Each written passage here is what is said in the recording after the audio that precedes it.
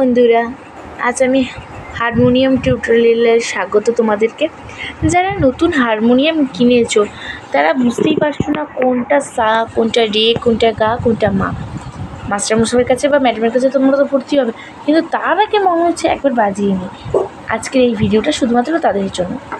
দেখো, 1 2 3 4 এই চারটে ব্ল্যাক রিড বাদে এই যে 5 নম্বর রিড, এই রিডটা,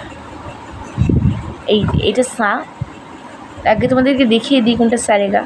তারপরে এইটা বাদে এইটা রে, তারপরে এটা গা, এটা মা, এটা পা, এটা ধা, এটা নি, এটা সা।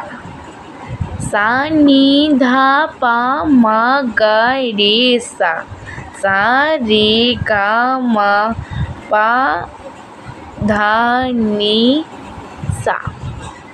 তো দেখে নিয়েছো কোনগুলো হচ্ছে সারেগামাপা। এবার চড়ার দিক হচ্ছে এই দিকেরটা চড়ার দিক। আমরা এই দিকটাকে সাধারণত চড়ার দিক বলে থাকি। আর এটা হচ্ছে মধ্য, মানে যেখান থেকে আমরা সারেগামা 20 স্কেলে করি। হ্যাঁ, আর এদিকটা হচ্ছে খাদ।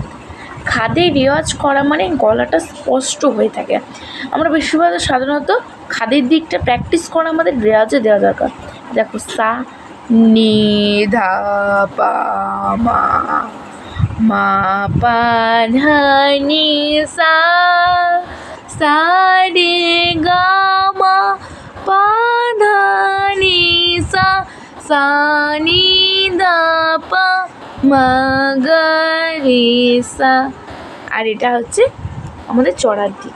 তো চড়ার দিকে এখনো কথাটা বললাম না, আজকে খাদের দিক না। তো বন্ধুরা, যদি ভিডিওটা ভালো থাকে লাইক করে দিও আর সাবস্ক্রাইব করে দিও, শেয়ার করতে কিন্তু ভুলো না। দেখা হচ্ছে অন্য কোনো ভিডিওতে। টাটা।